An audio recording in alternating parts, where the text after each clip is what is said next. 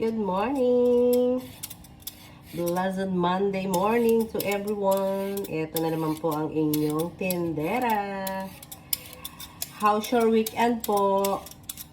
I hope it's okay. All of you are okay. So, ayun. Ang bilis ng rest day. Tapos na agad ang aking one day na rest day.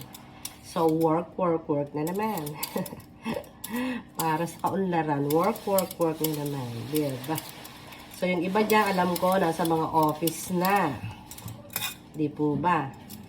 Yung iba naman ay on the way. Diba?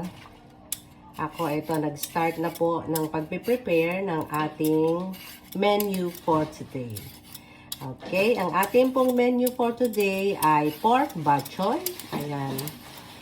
Everybody's favorite.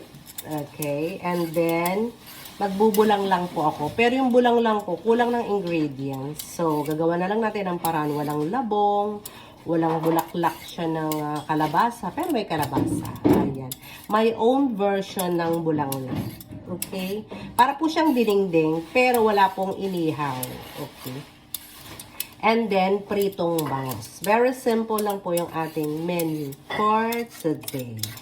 So, mamaya, dadaling ko po kayo sa ating nalutong ulam. Okay?